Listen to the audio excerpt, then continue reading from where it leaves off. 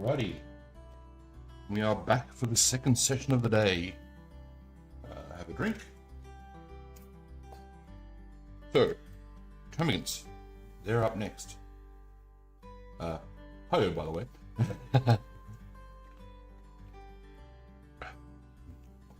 Starting to feel it. Starting to feel a little bit worn out from all of the painting. But we power on. The wet pellets lost a little bit of the moisture. Paint seems to be holding a little bit better.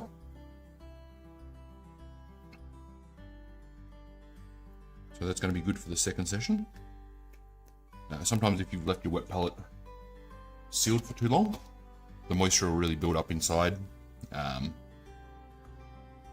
then you'll get paint splitting and stuff like that. So it is important to manage that compared to just letting it go.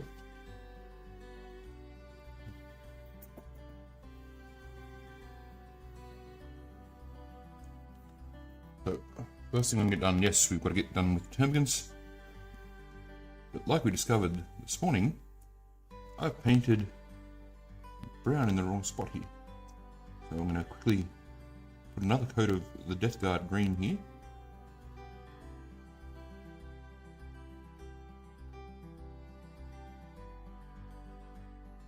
Just to help bring that back to where it should be.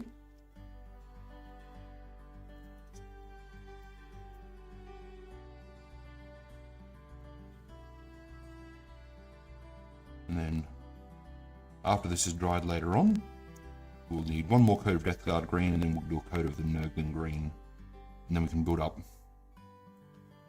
the highlights again.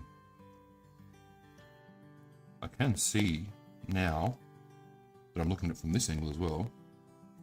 There should have been brown along there.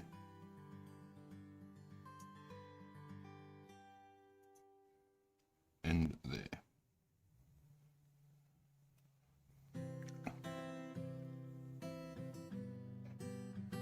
So, Termagants are going to do the same as we done yesterday. We're going to grab a couple of them at a time and throw them on the bench. And these guys, doing this step should be pretty easy on these guys. So start building up the brown. So over the break I got a chance to go out and do some shopping for dinner tonight.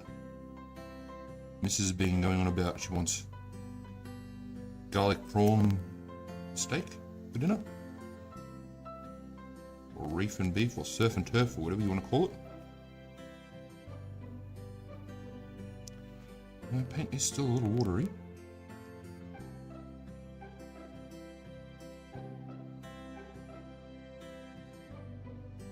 And I used to do reef and beef, or surf and turf, whatever you want to call it, in the restaurant. We used to do more than just prawns on it. We used to throw on, spilled a little bit of the brown, so clean it up. Our reef and beef, what we refer to it as, also had half a crayfish on the top, some scallops, so it wasn't just garlic prawn and steak.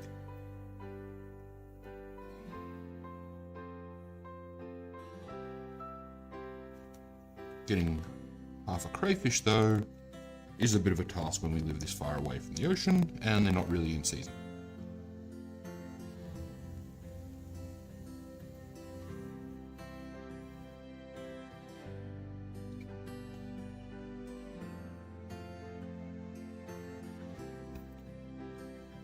I think most of the crayfish come from Western Australia. We do get some from overseas, but try and steer away from that just because there's no guarantee that it's fished in a way that we would consider sustainable. And that's somewhat important for me, because it's no good if we continue eating something into extinction. So they get done pretty quick. That experience as a chef kind of leads me to wanting things to be done in a way that is how I view it as correct when it comes to food. So clean, sustainable foods. Some fish,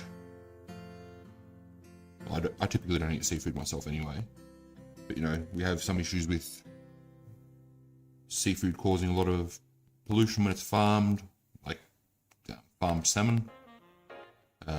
There's issues with how some foods come from overseas. It's not the cleanest waterways. Even if they are, you know, to me they taste better because they're more mild and I don't like that seafood flavour.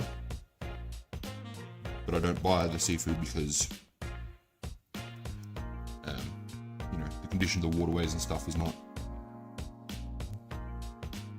how things should be.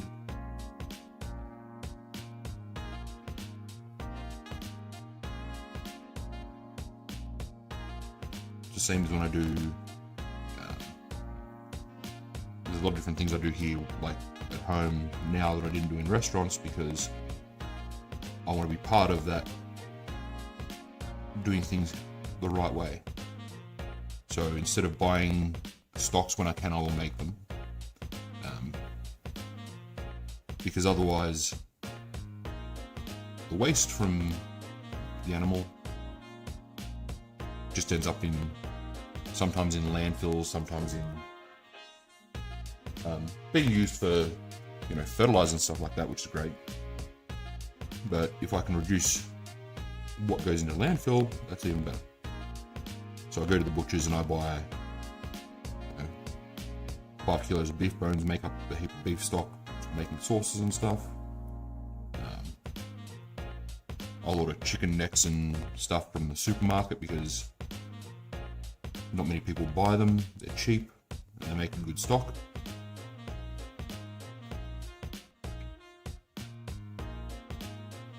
I would love to do it more often, but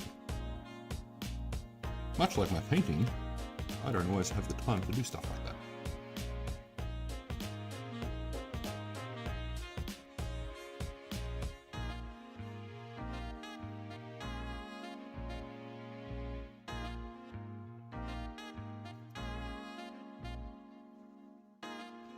You know, I have no inherent issues with meat or anything like that. I love a good steak, ribs, bacon, all that sort of stuff, but I want to use as much of the animal as possible when it comes to it.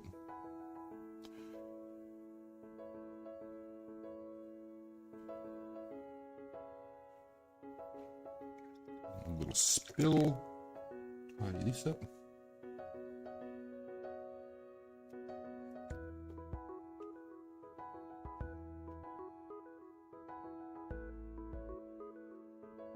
And it's something I've been able to teach the kids as well.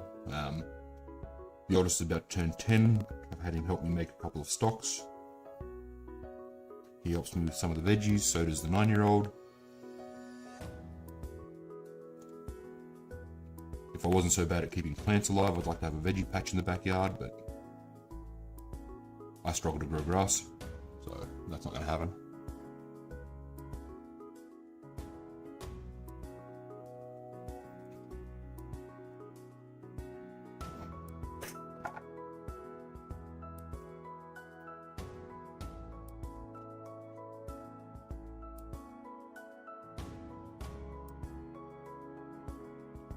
So, that's just a little bit of myself with food.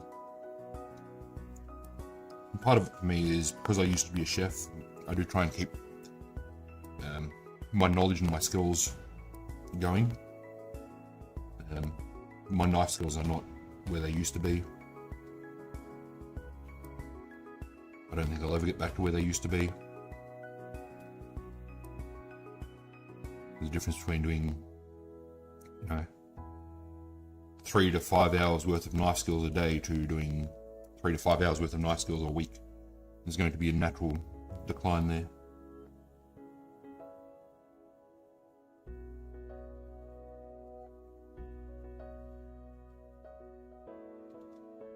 One of my mates suggested that I do a cooking channel, but I just don't have the right setup here to do it. Maybe one day.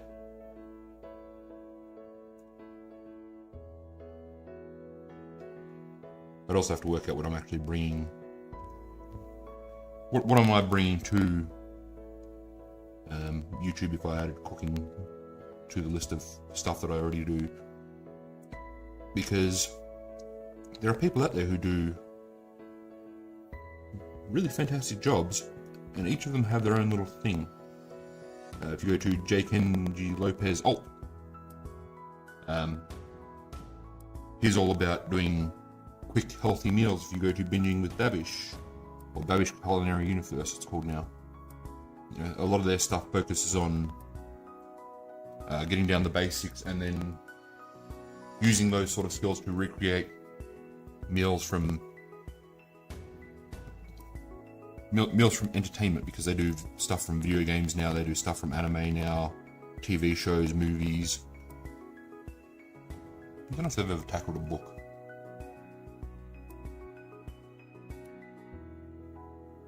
If you go to Joshua Wiseman, he's all about taking things to that next step, that getting things just a little bit better. If you go to Chef John, he's all about getting people to just try stuff. What would I bring? There's only so many cooking hacks I could show, and half of them aren't even, for a home cook, aren't worth it.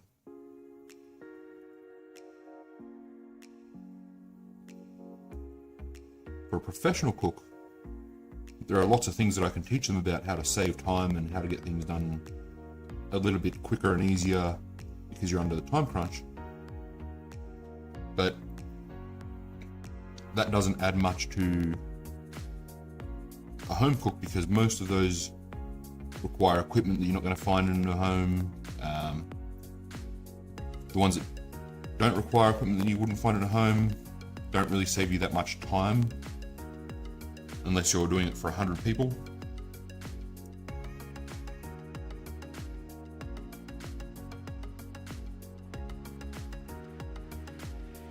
And most of those sorts of secrets, and not even secrets, most of those sorts of hacks you will find if you're doing commercial cookery. You're going to get taught those when you're learning. It's not stuff that's kept from you, it's just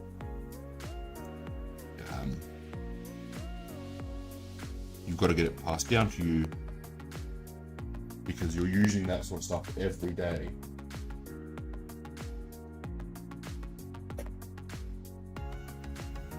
And some of the stuff that I've been taught, it's absolutely the wrong way to do things. And that's part of the reason why I stopped commercial cookery, especially around where I live. Too many people were willing to take shortcuts that compromised the quality of food.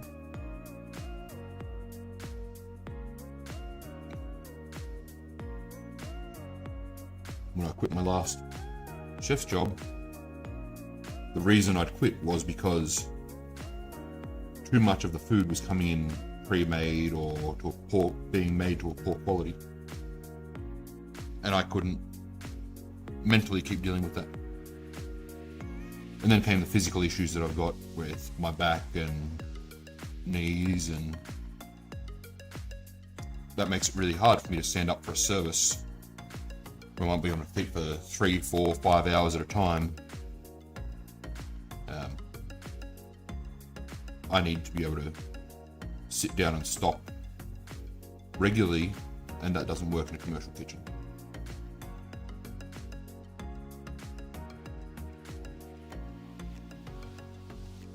So I took myself out of that environment, hoping that I'd be able to repair my body a little bit, but it hasn't happened. And I don't have the time to work on my body as much as I would like, because 5 kids. And even before that, And with some of the issues that I've got, like hernia, I'm rather restricted on what I can do to help build my body up to where it should be.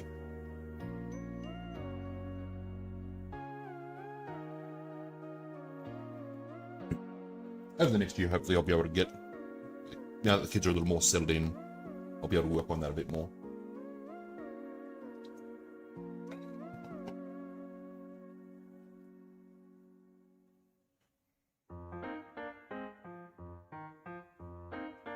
Yeah, I want to get to the gym and, well, I'm going to start off with some water aerobics and stuff to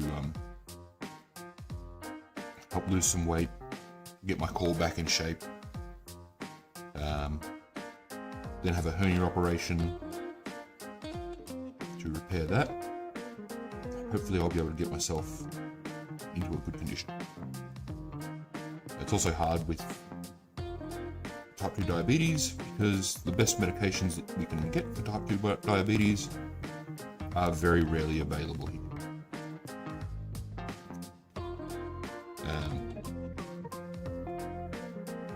Supply here in Australia has been really bad for stuff like Ozempic, Trulicity. So it's like I'm able to get one package of medication and then can't get medication for 3 or 4 months. People say, you know, just eat less, eat better, and if I eat less and eat better, it still doesn't help me that much because my body is not processing the sugar out without the help. And the medication that I'm on regularly, the pill, metformin, doesn't help reduce my blood sugars enough for me to be able to eat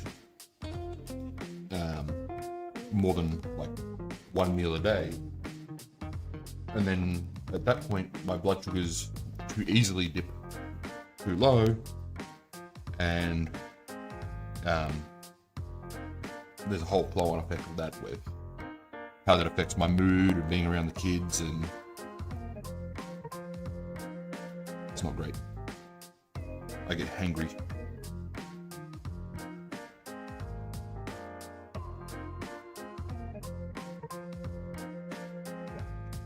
Hopefully supply's going to get better and I can get that sort of stuff sorted. And then I've got to manage that with everything else as well. Yeah, even finding time to go do a water aerobics class is going to be sometimes a bit tough in between organising stuff with the kids, because child protection are involved. That's why we've got 4 extra kids with us. That can lead to sometimes a lot of meetings and stuff.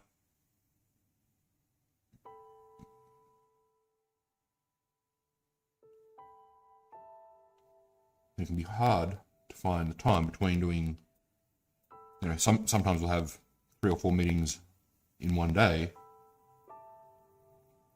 Finding time to do that, plus all the housework, plus taking care of the kids, doesn't leave me a lot of time.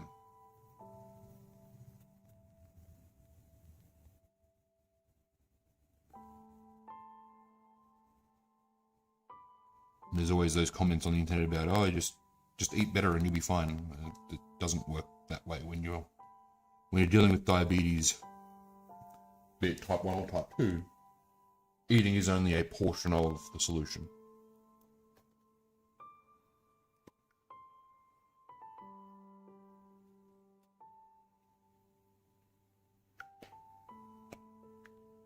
Same with any physical ailment. There is a lot more than just one thing going on.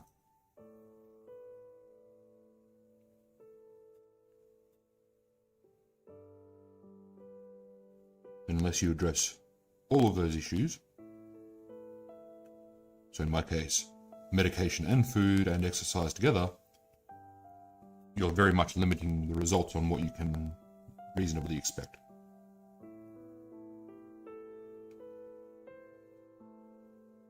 But a lot of people that make those sorts of comments have a mentality that illness is your fault. And they want to believe that because they don't want to believe that an illness could affect them. You know, we see people with lung cancer and people like, well, you shouldn't have smoked. Well, people who don't smoke get lung cancer too.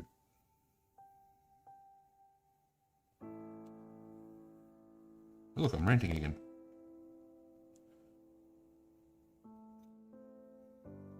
Oh well. Gotta get a bit ranty sometimes.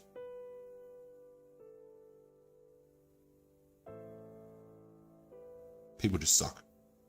Some people just suck.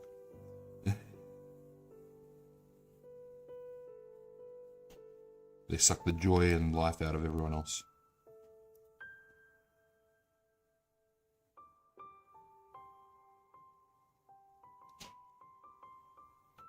Oh, I fought that side of the head.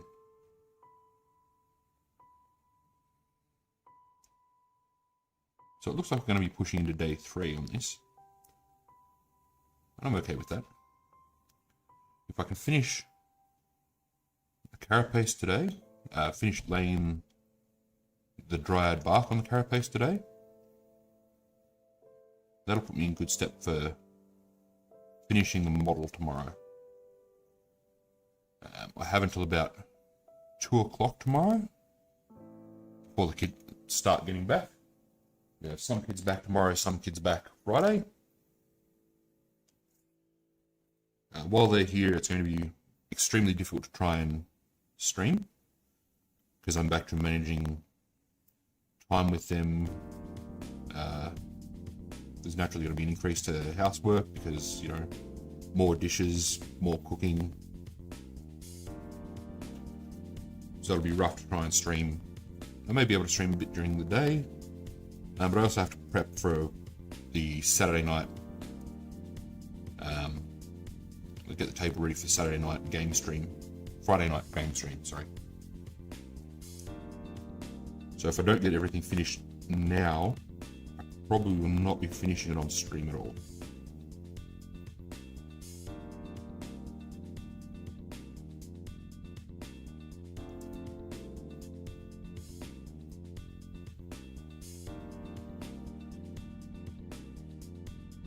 We'll see how things go.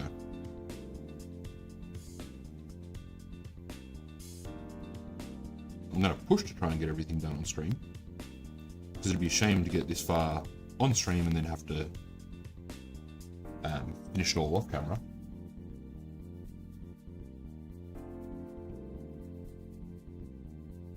Yep, another slip.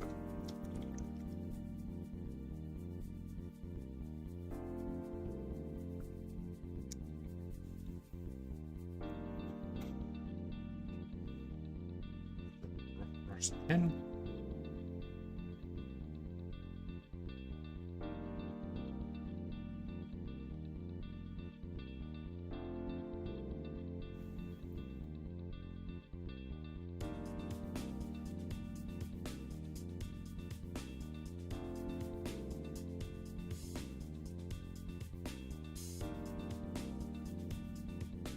Pin down, 10 to go.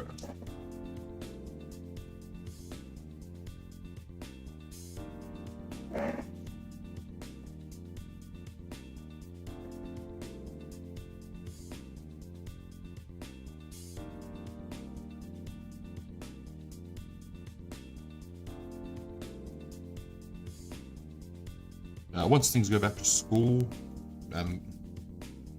once the kids go back to school, I'll be able to stabilize things a bit with the gaming channel that I do. And I want to be able to stream painting 2 days a week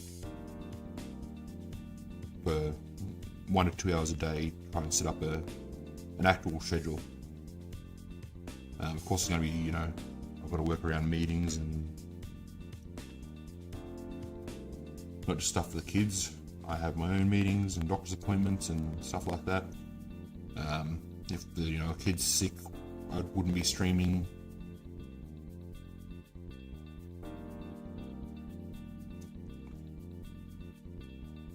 Then I've got to find time to record gaming videos.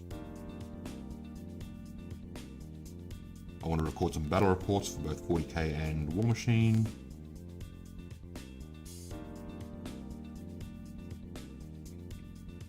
Hopefully it's going to fill up my schedule to the point where I don't feel like I'm doing nothing.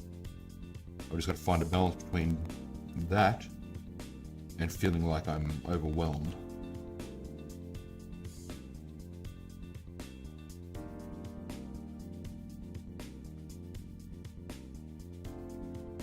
Neither one is helpful. I have to feel like I'm doing enough without overburdening myself.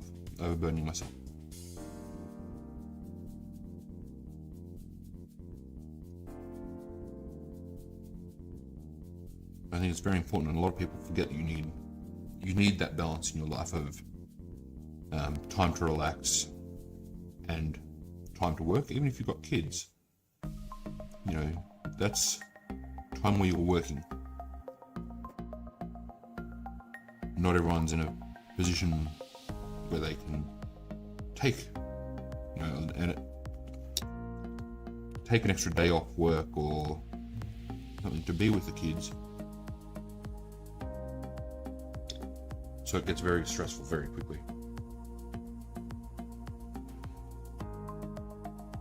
I know I've routinely through my life been really bad at allowing myself to take time off. You know, working sick, taking extra shifts, stuff like that. As I've been able to put boundaries in my life between work and play, my life quality has improved, and I would encourage everyone to try and find that balance that's right for them.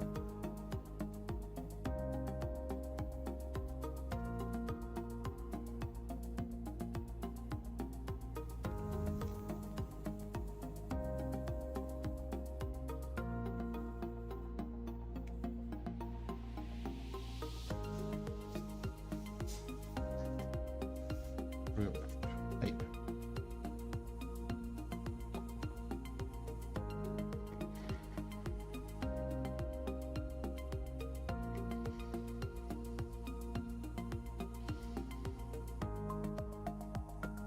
That noise suppression does wonders. Thank you, OBS.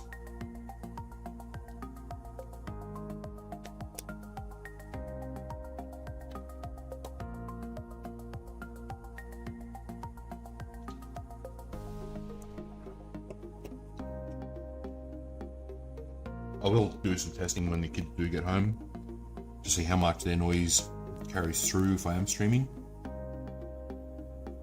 Because, you know, kids, noisy. If I can do some screams, then I will.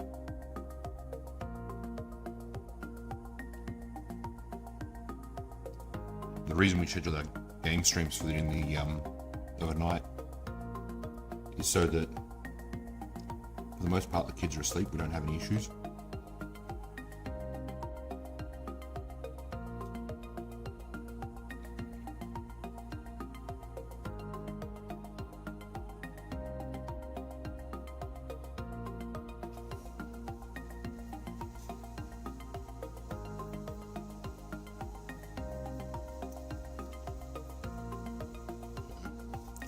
Yeah.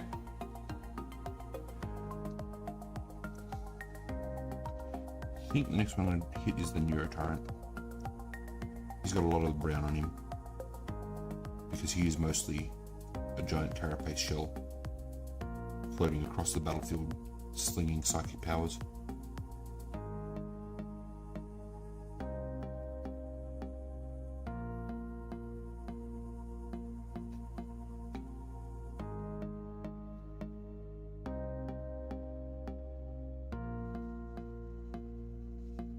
There is some extra stuff I would like to do to the Tyrant model. I'm not sure if I will, but it's stuff that I can add on later. Like I wanted to add some crackled lightning sort of effect to him. My thought for that is to use either ABS rod, so clear plastic rod, and then tint that with contrast paint, and use, or before I tint it with contrast paint, using heat to bend it into various shapes. Because if I control the heat properly, I can bend it in specific points.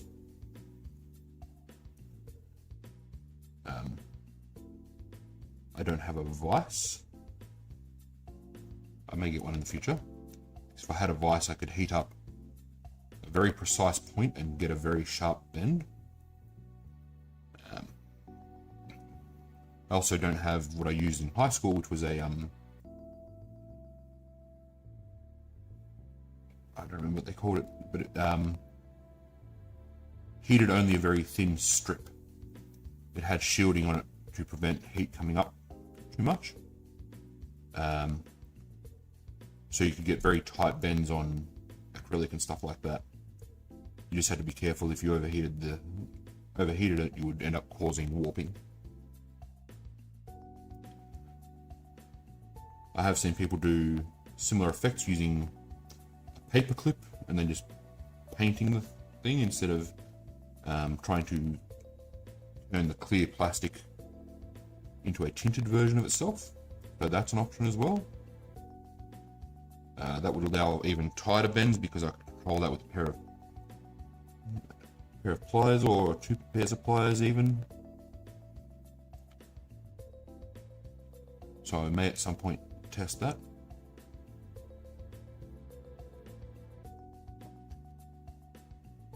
See how things go. There's lots of different ideas I can come up with how to do a lightning effect on a model like that. I do even have one of those 3D printing pen things, but I've never used it. I bought it because I had an idea of something to do with it and then forgot about that idea and found it in a cupboard 3 years later.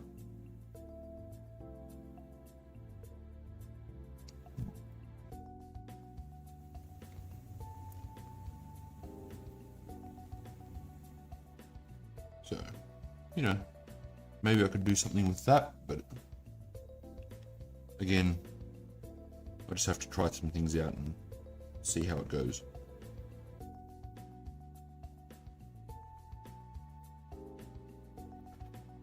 There is also the option of getting Rob to 3D print something.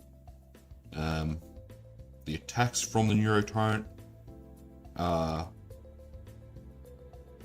use the same rules as flamethrowers, so maybe I could get him to print like a flamethrower effect. I have seen a couple of STLs for them before.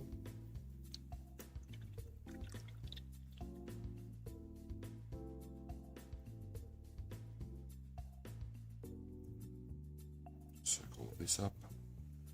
Just build it. So that's an option too.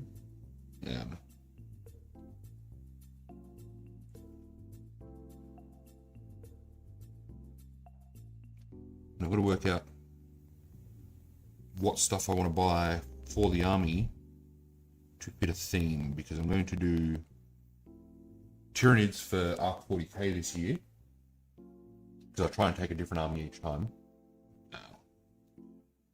First time I went I took Marines, the next time I went I took Necrons, the next time I took Custodes, this will be my 4th time. So Tyranids.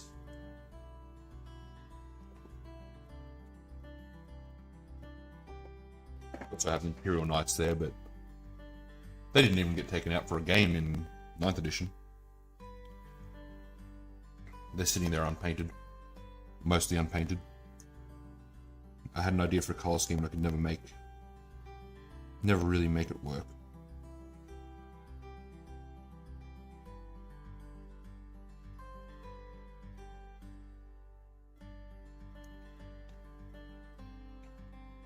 So I think as much as I hate it, I'm going to give up on that colour scheme and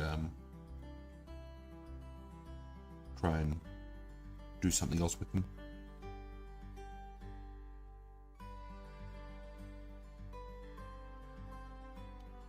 I've seen a lot of people putting a lot of converting work to try and make their knights Chaos Knights, but I don't really have much desire to do Chaos. I haven't found that Chaos army that I really want to put in the effort on. I had Khorne Berserkers and stuff when I was younger, had Thousand Suns when I was younger. But finding something that I'd want to do with it is difficult.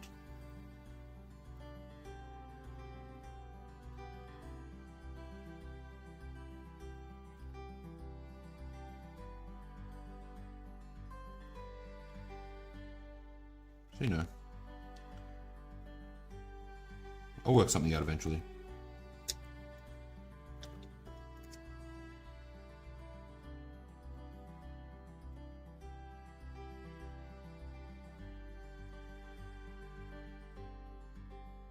I did have an idea for a Tau army, or sorry, a Genestealer Cults army, but it was you know, the Genestealer Cult has risen up on a Tau planet, so you'd use a mix of Tau and Genestealer Cult stuff. But the conversion work, I could never work out how I wanted to do it, so I gave that idea to Rob, who was looking to 3D print an entire army for next year.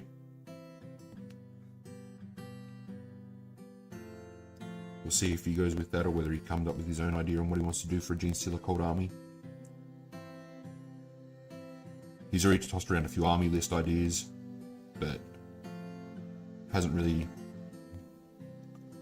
what I've seen hasn't really worked on the theme and the idea of how he's going to do the army itself. Just what sort of stuff he wants to put in the army.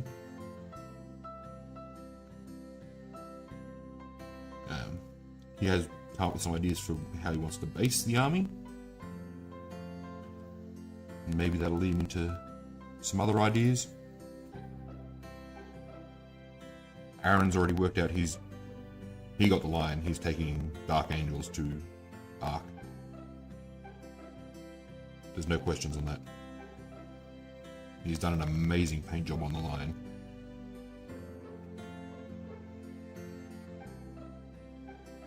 He spent weeks agonizing over whether he paints the lion's face or whether he puts a helmet on or whatever, because he didn't think he could do a good paint job on a face, and it turned out amazing.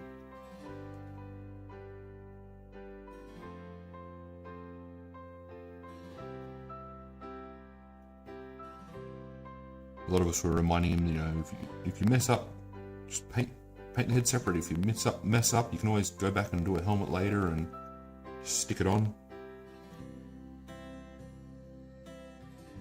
That's what he ended up doing. He went through, he painted the face. It turned out amazingly. It really suits the model very well.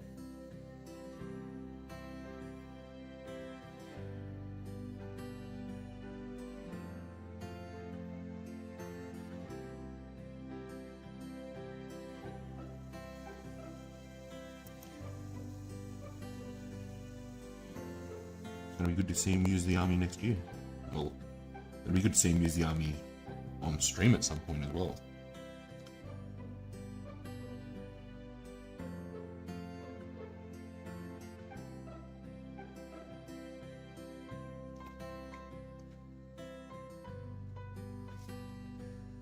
For the 4 Ark events I've been there, Aaron's been there for 3 of those. One of them he missed out on because of pandemic. So he's had 3 different armies in the time that I've been there.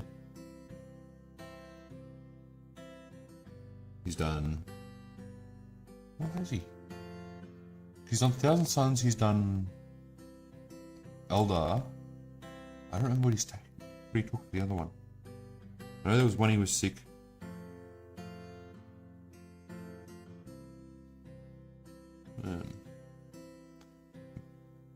Maybe he'll be able to correct me at some point.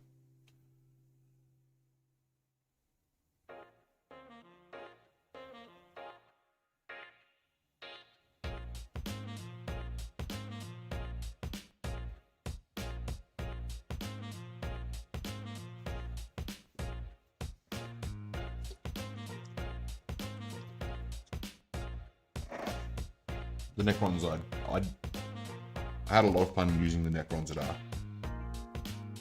Had some amazing opponents. One guy showed up with just 2 Orc Gargants. That was fantastic. Great player to play against. Fantastically, like, even though it was a small army, the amount of effort that you went into painting it was amazing.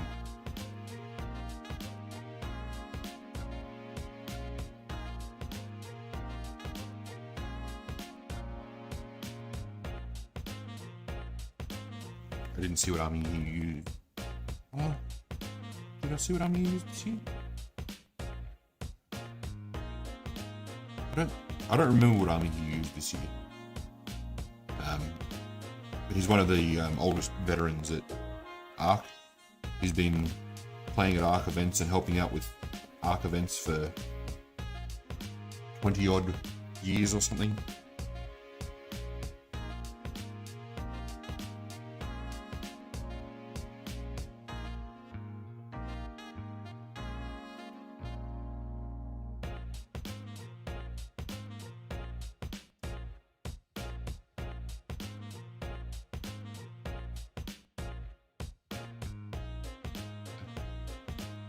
Stuff like that, when you go into an event and you've got the same people coming back year after year, you know things are going pretty well for that event.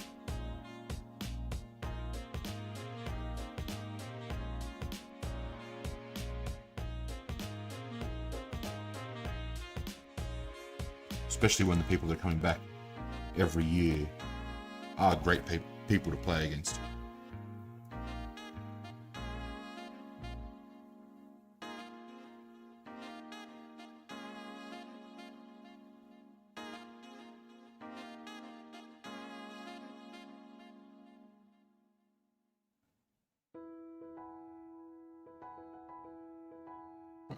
$19 done. 1 more to go. Might get the Neurotyrant's little fellows done quickly before I hit the Neurotyrant itself.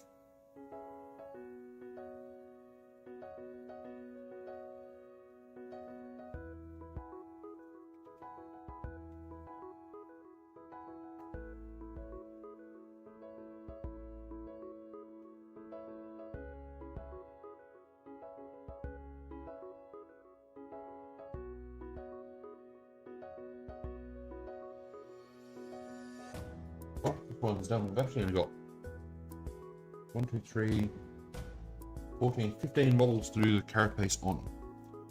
And then we'll have to go back and start hitting the second coat.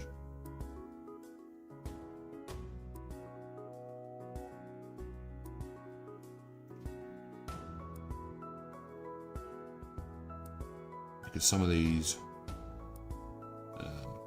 just aren't as smooth as we need.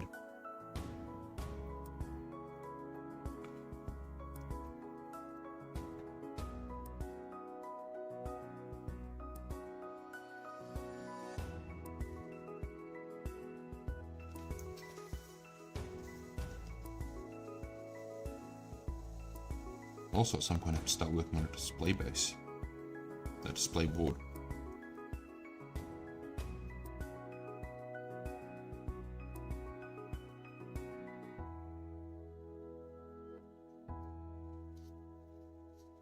Wonder how I'm going to do that.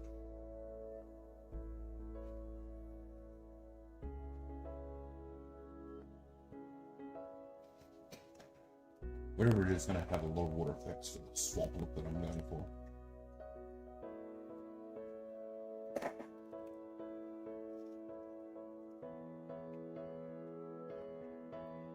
On these guys, we have a little bit of the brown is going to be on the front here.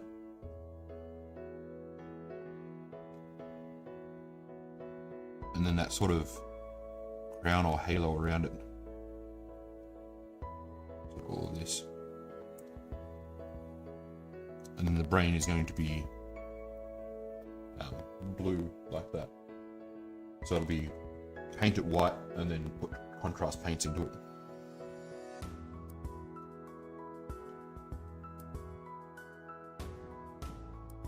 So I don't have to be overly neat.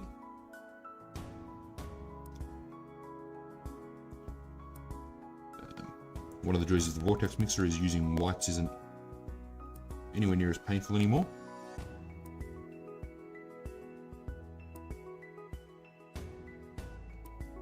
Instead of shaking for half an hour trying to get everything mixed through, it's a couple of minutes on the vortex mixer.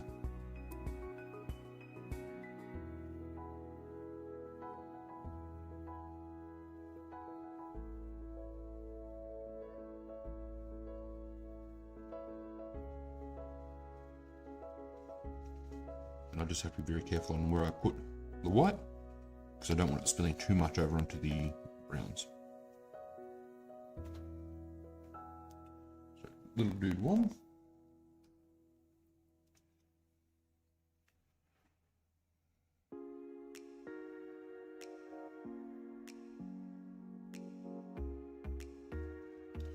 Main thing is to make sure I don't get anything on the tentacles.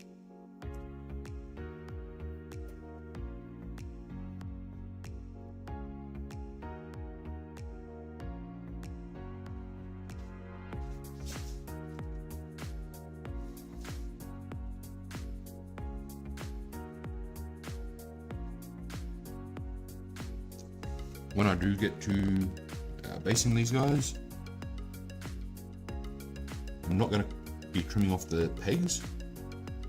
I'm going to be making the little pegs that are at the bottom hold on to the base there are going to be how I'm going to attach them onto the base itself. So I have drills of the right size. I will just drill a hole into the mud that will be on the bases after I've made the base itself, and then attach it with super glue.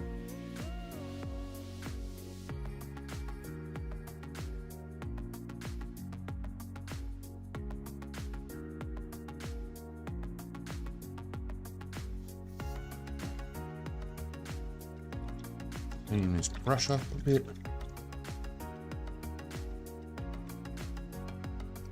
We're going to need the big brush.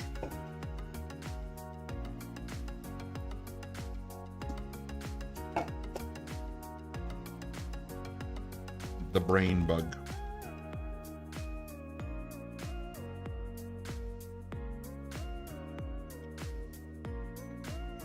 Bit moisture on there to stop the paint going up into the ferrule.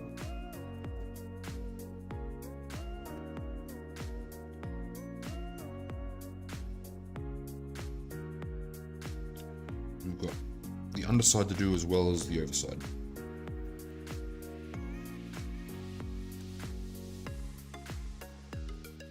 So all of this in here is also part of the carapace. So we'll carefully paint around the tentacles on the inside.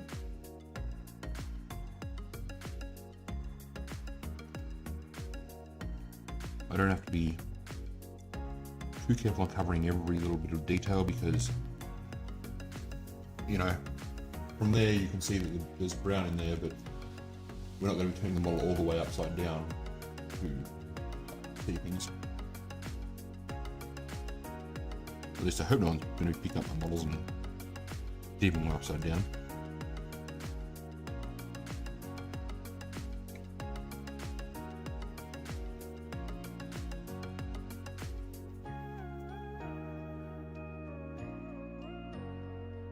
So the main thing is that the back half is done, but I will still try and do the front half as well.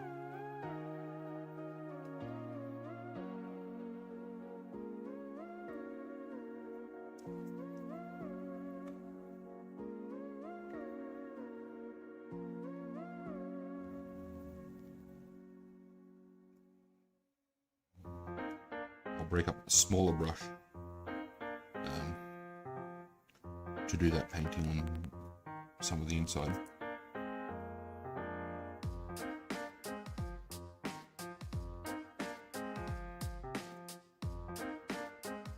For the outside it's going to be a lot easier because just slap it all over.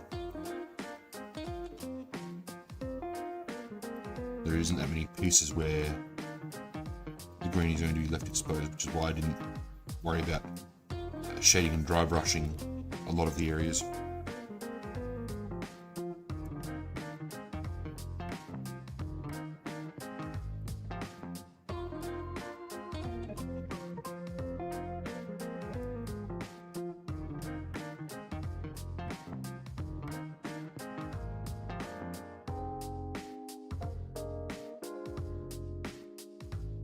I'm really torn between my favourite model from the box. It is currently between the Neurotyrant and the Psychophage. The Screamer Killer looks amazing, but there's something about the just the shape and the idea of these two, like the Psychophage and the Neurotyrant, just they reach to me more than the Screamer Killer.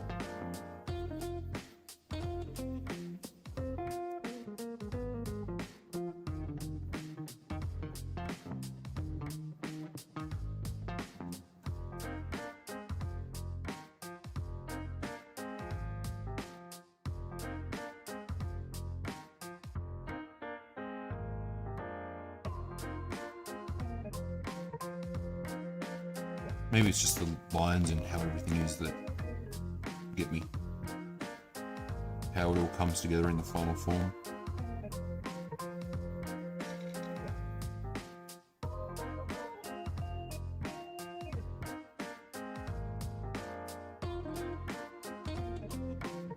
I'm not entirely sure.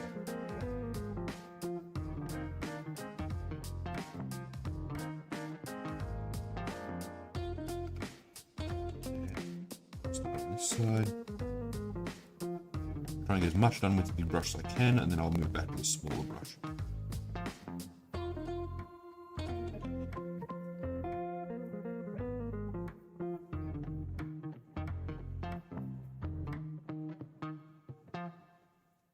Maybe it's just that the tentacles and stuff make it feel more like a swamp beast.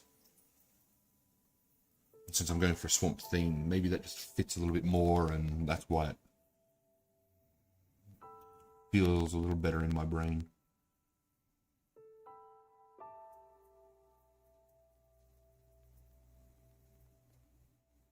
Because it's more on theme.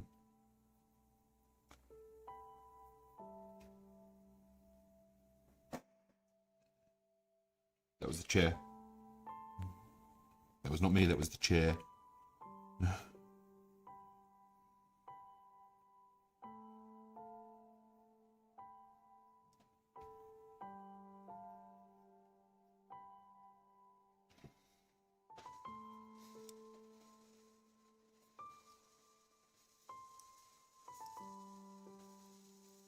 try and miss.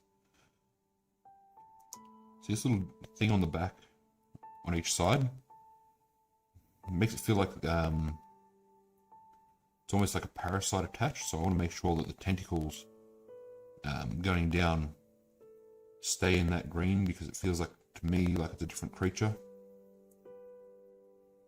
Same as the little piece up here, it feels like it's kind of an extra part of the brain, maybe help controlling stuff. It's like, I don't know Tyranid anatomy. I don't even think the designers know what each part of the anatomy of this beast is.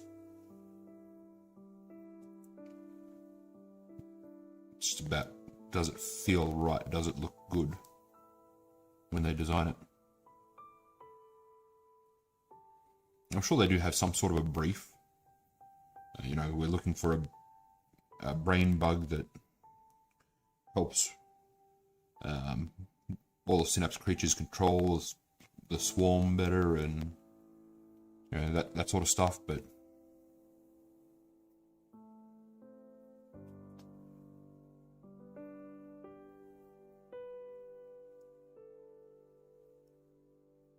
so I'm not going to paint that part there. I'm going to leave that as the green.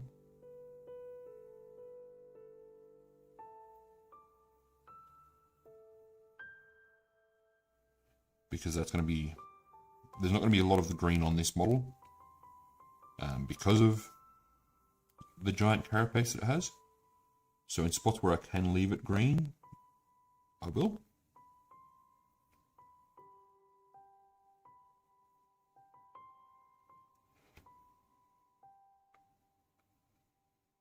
pretty well coated in most of the spots I want.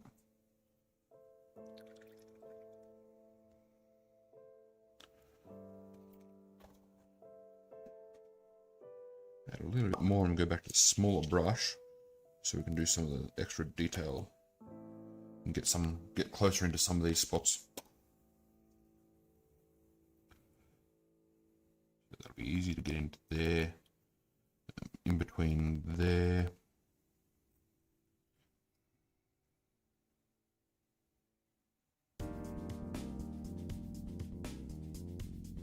This top plate here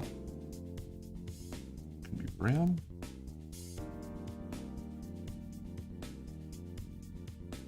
Actually, all of those top plates can be brown until there.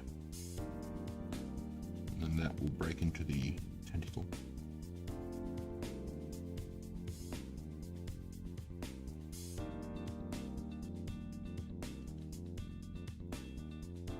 If I base them all the same brown, I can pick out and do different stuff with them later to make it still feel like it's attached but not necessarily a natural part of the monster.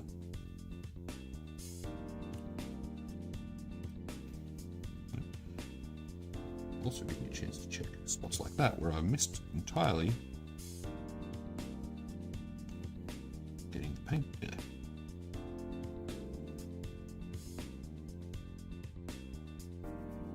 And there. And there.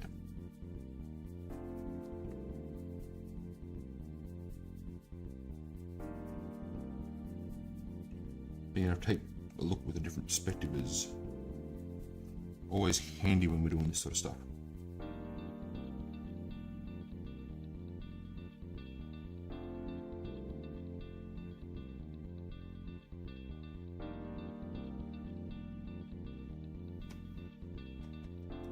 And underneath here we've got to paint in between the tentacles. So, there.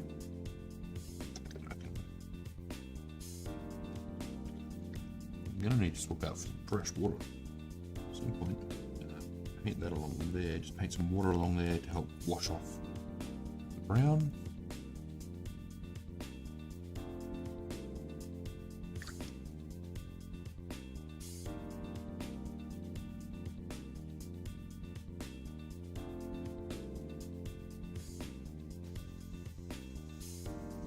Get a little bit of the water off my pants.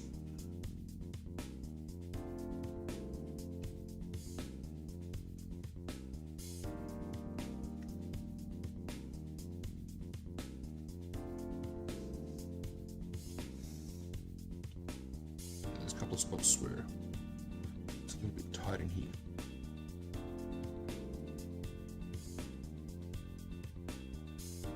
Get it done.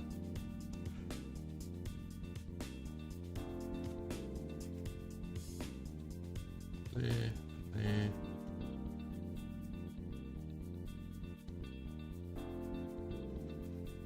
Remember, whenever you're painting, if you're having trouble getting a brush there and you can't really see it, probably a good sign that you don't need to worry about painting it.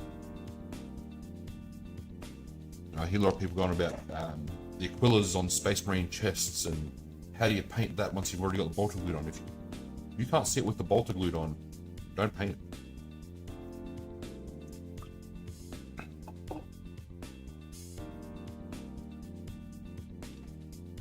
Do the best job you can to try and paint it. Like, paint the parts you can see, but don't stress about the parts you can't.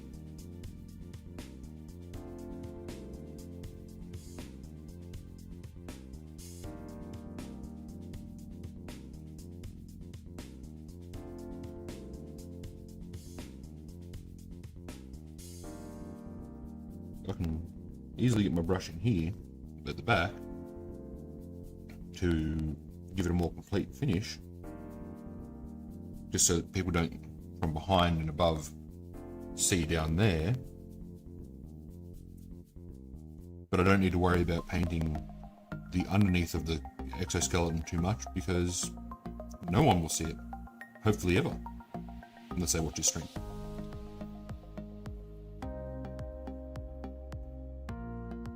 by the time the model is finished, people will not be turning it upside down to have a look at stuff.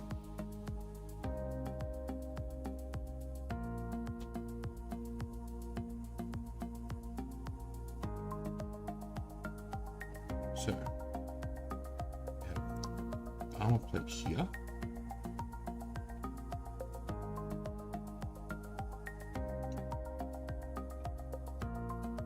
Here. Here. There's going to be a little bit of green left over there on each side because the brain doesn't extend all the way down.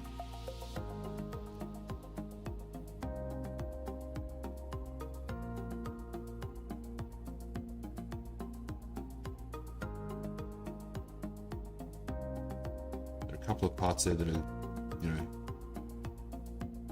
the same sort of holes and stuff that we've seen like along the tentacles and stuff like that.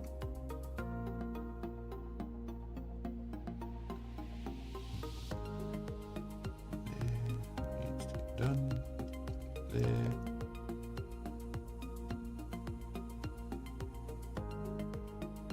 So there's going to be some green and blue in some of these parts.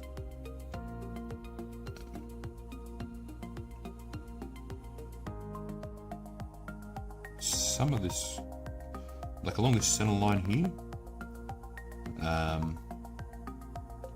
think that's going to be our bone color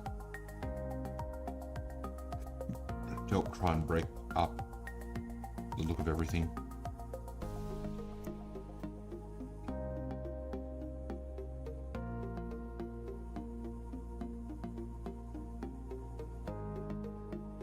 So I have the brown there on most of it, and then the raised ridge will be the bone color.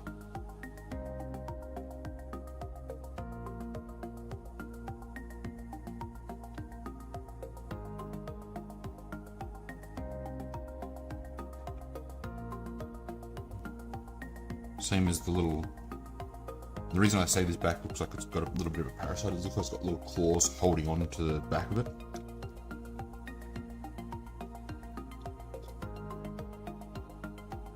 So, I'm going to let this one dry,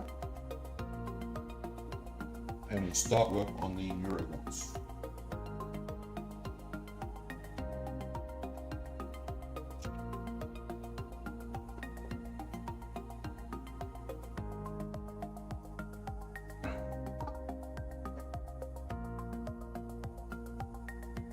Back to the small brush.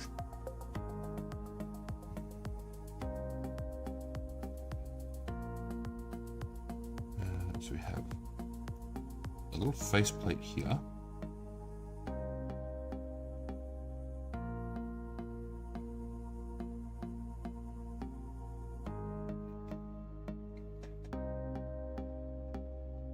Gotta be very careful. So that's bone. Oh, that's carapace. That's carapace. The bottom jaw here looks like it's the same stuff.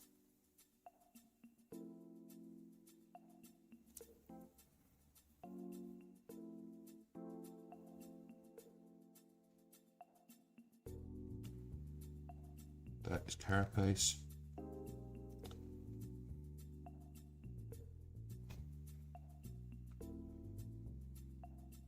So it's here and all the way along the back. And there's almost none on its legs.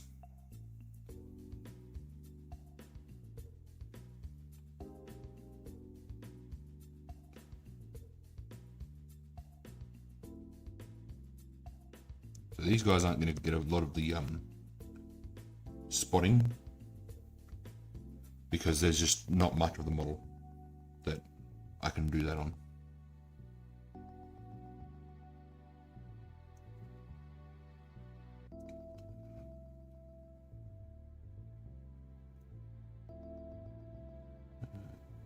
There needs a bit more.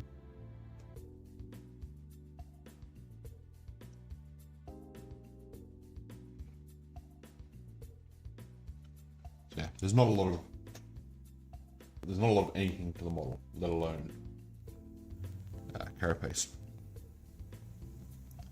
because these are only little fellas on 25mm bases.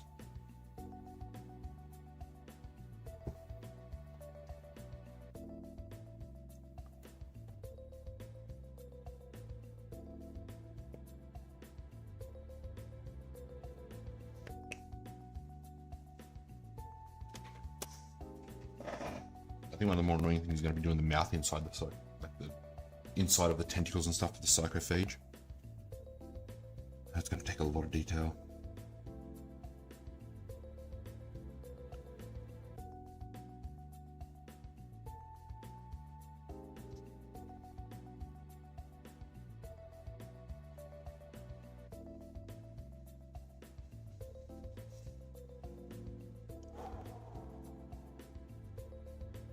Hold my breath a little bit while I'm doing this.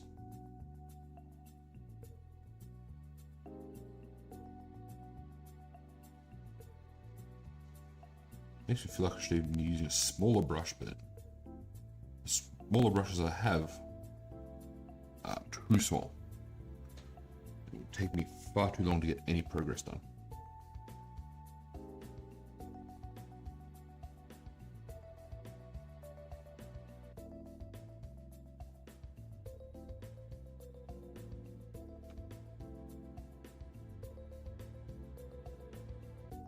Make sure we go all the way into those recesses.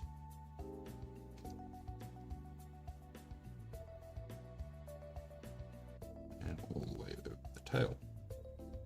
Stumpy little tail that it is.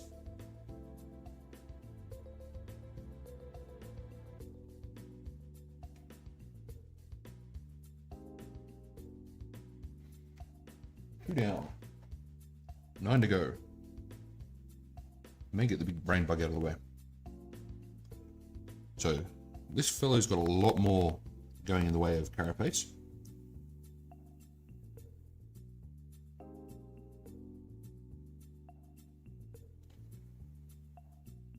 He also has that big brain section, which again I'll do by painting white and using contrast paints.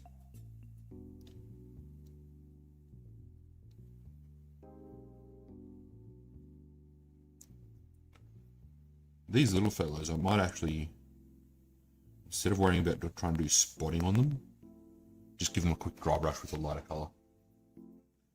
Using my really small dry brush.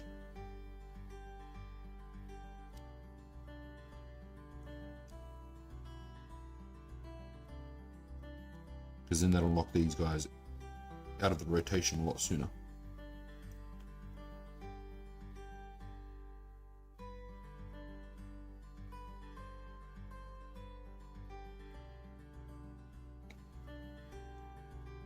All I'll have to come back and do is like the brain and the claws.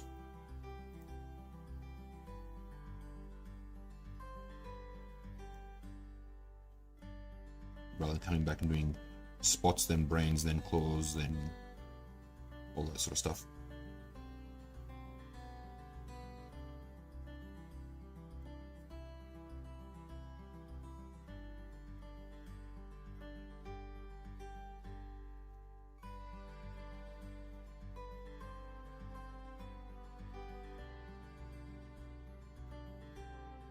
Brain's not even, it's not even really exposed very well there, but I'm going to paint up as if it's a brain anyway.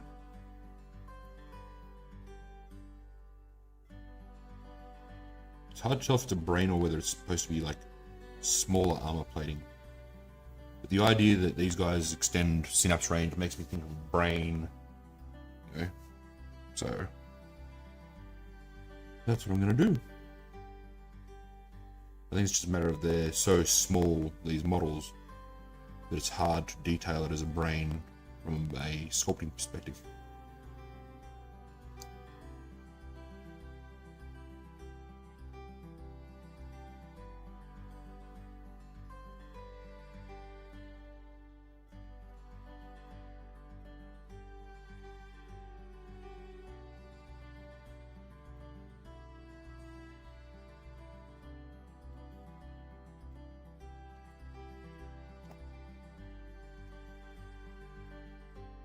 Um,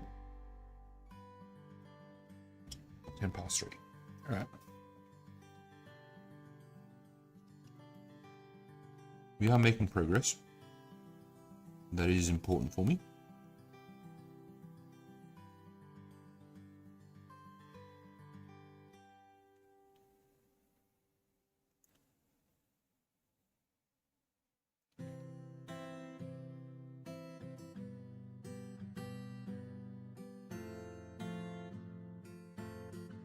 do think the way my body's feeling though, I'm going to finish the first coat of brown. As much as I hate to say it, I will finish the second coat of brown off. Because I'm going to need to keep taking breaks very soon.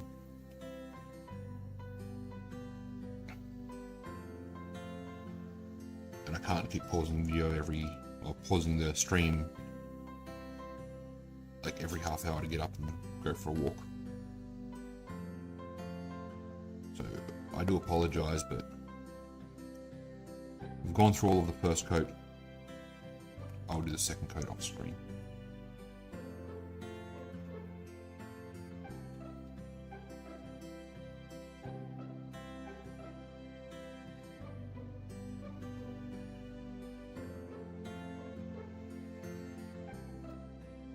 I may even do this bottom jaw that I'm doing in brown at the moment as the bone colour.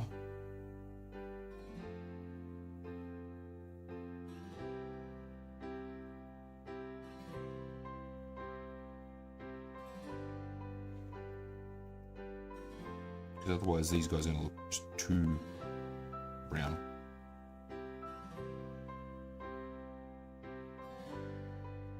I don't know. That'll be a decision I make in the morning.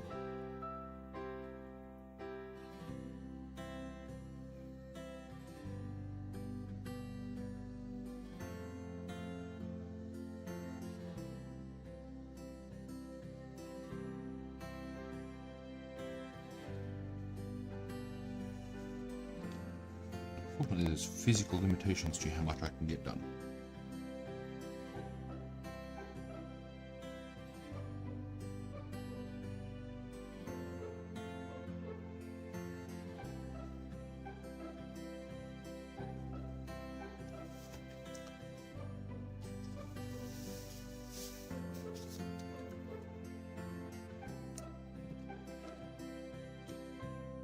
There you go.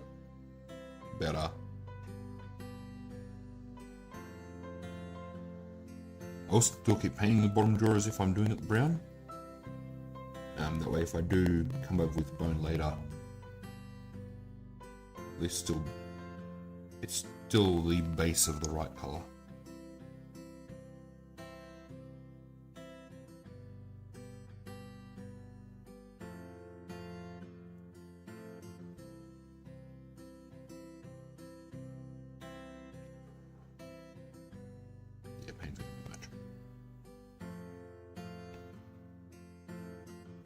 Stupid body.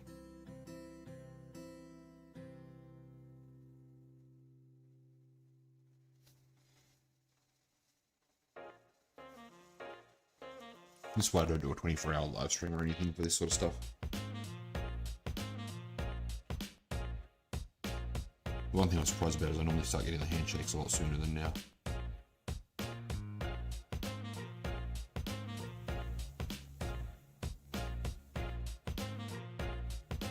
I feel a little better supported in my seating position on this desk compared to where I sit when I'm inside. The chair doesn't go down quite as low, so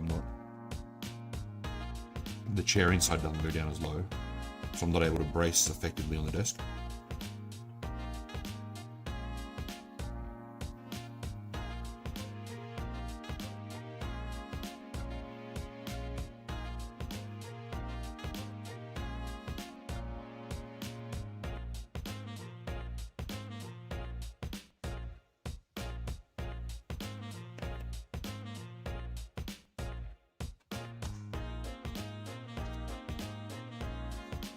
Being able to brace properly here is actually doing a lot for how stable my painting can be. Normally it takes about an hour before I start getting the shake so bad that I'm dropping models.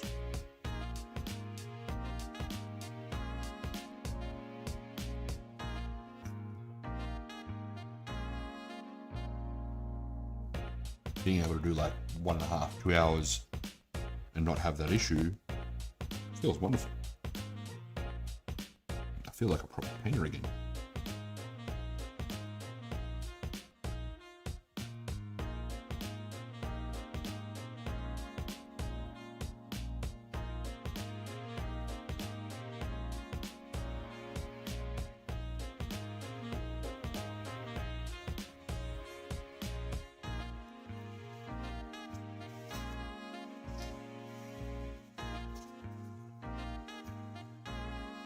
There's not even those little vent things on these guys.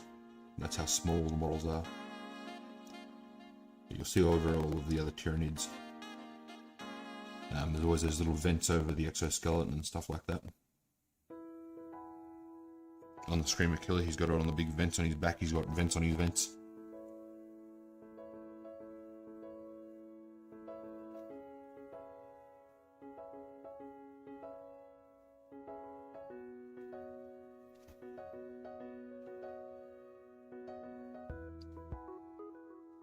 Again, I don't know what they're supposed to be. Like, I know it's just a detailing thing, but I don't know what the artist's thought is on what function that serves on the monster.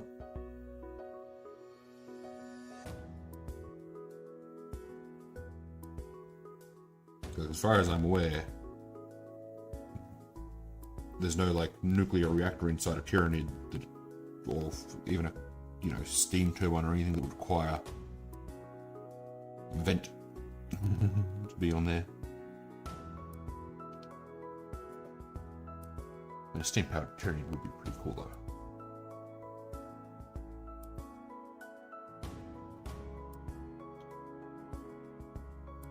Maybe that can be an idea for an army one day. Steam powered mechanical Tyranids.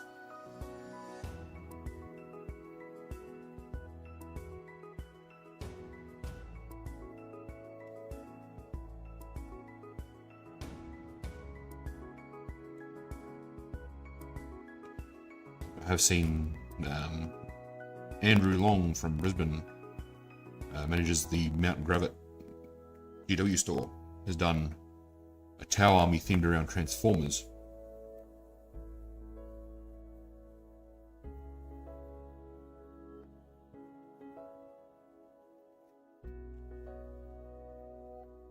So the community is pretty open to some pretty cool conversion ideas.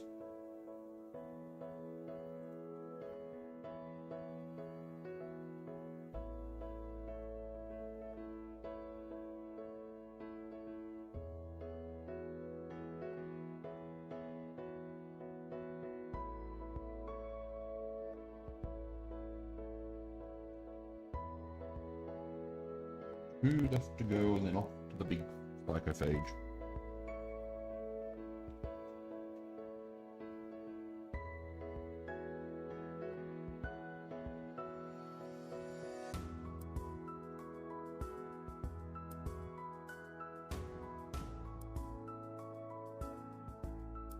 So I want to know what it'd be like to have a story written from the perspective of the hive mind.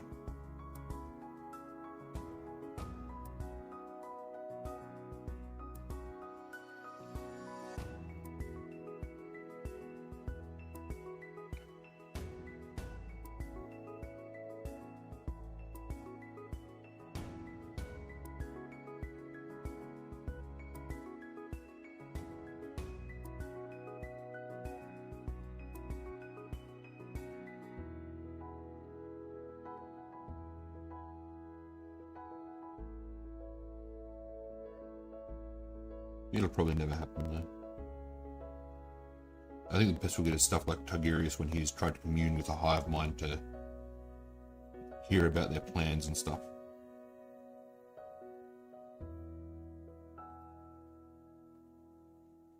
Tigurius being the chief librarian of the Ultra Smurfs.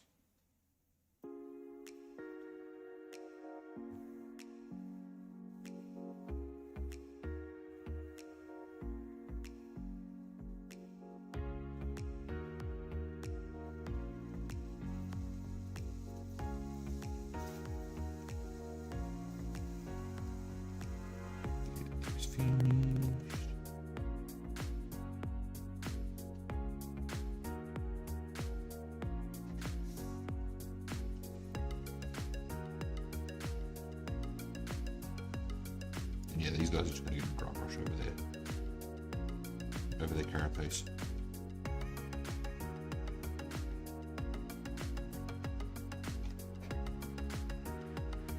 I'll work out what dry brush colours I'm going to use later.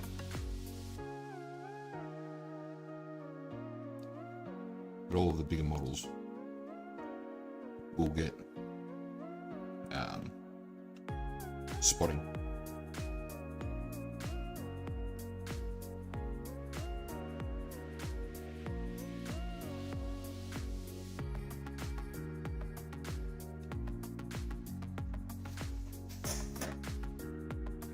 All the little guys done.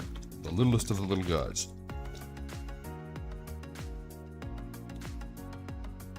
Oh.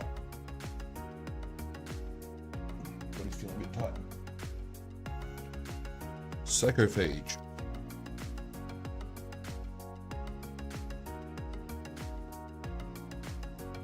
And this is dried up wonderful, I think. The way the shades settled has been about as good as I could have hoped for.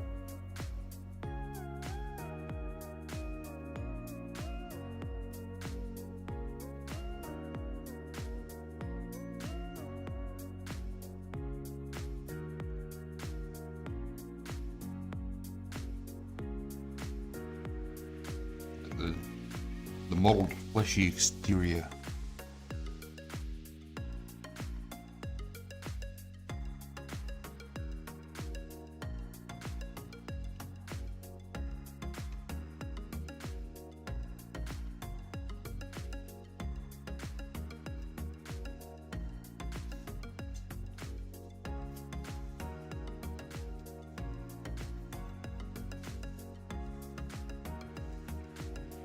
Plates.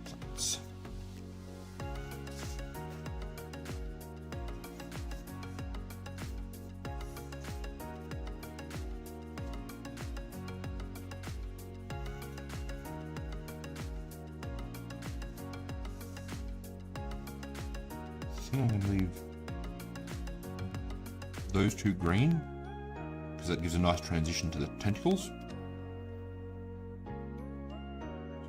Paint around there carefully.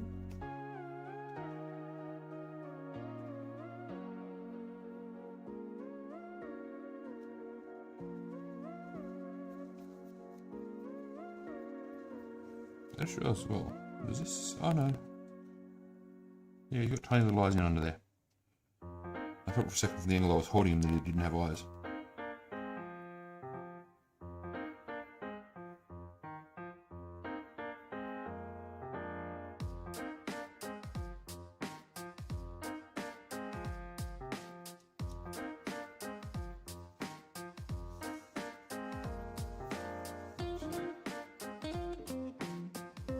Build up this brown.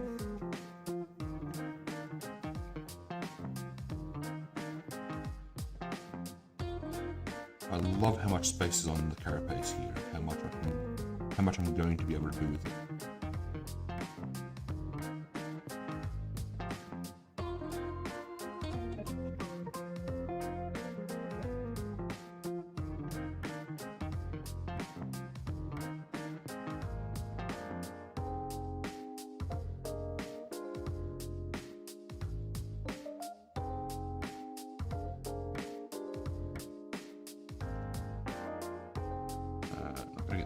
Get that on the other legs.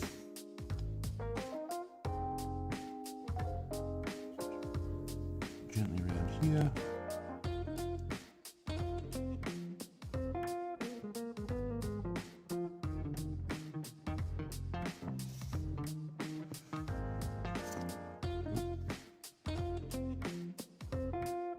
So we gently outline the carapace first. And then we can come back in and fill it in. Just like doing a jigsaw puzzle. This will just help it keep it a little bit neater as we're going through.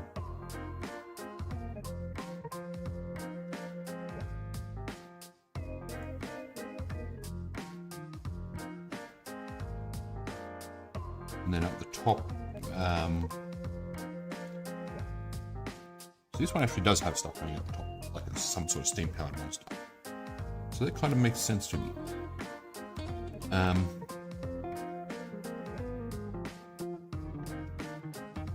Yeah, I don't know what color I'm going to do that. I'm undecided on whether it's supposed to be like smoke, or whether it's supposed to be like some sort of toxic mist or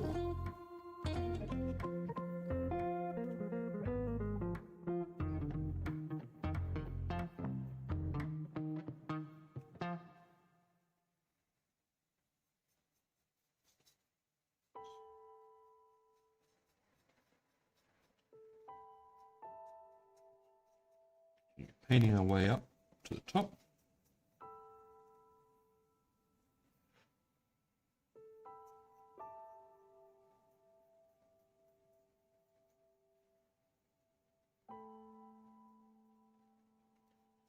Make sure I get inside all these holes.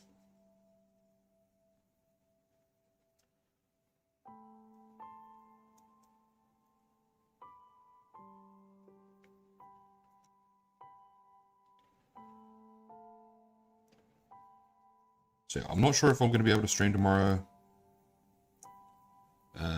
If I can't stream tomorrow, I will stream on a different day after the weekend.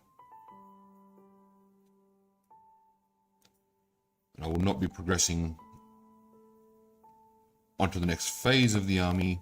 So I'll go through and put the second coat on the browns, but I will not like add any extra colors onto the army until I can stream again.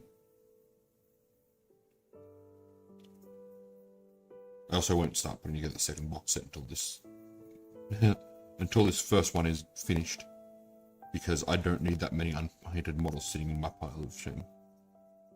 I already have enough.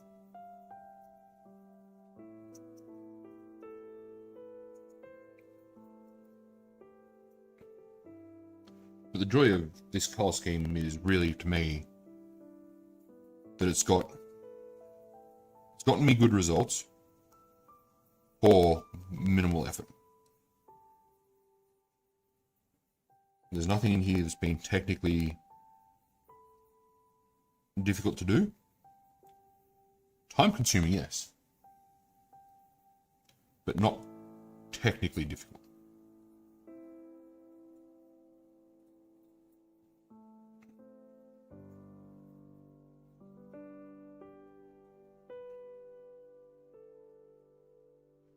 Unless my mate Shane will stop looking at me that he's got nothing to watch while he's at work.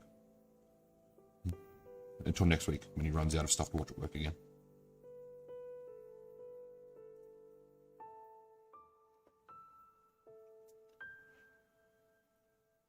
And I've had just the right amount of paint on my palette as well.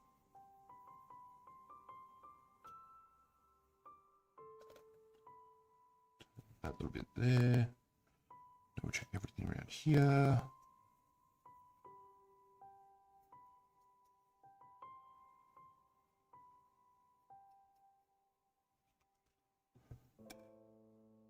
And that's where I'm going to have to stop. Oh. My arms are cramping up something solid. So, we can really see now where things are coming together. I mean, chocolate and ice cream comes to mind a little bit, but hey, we can work with stuff like that. Yeah, so I'm going to have to end it there. I will catch you all on the next stream. Remember, check out the Facebook page, Twitter, to see when that will be. Subscribe, hit the notification bell. Leave comments if you've got any questions. Most importantly, have a good one.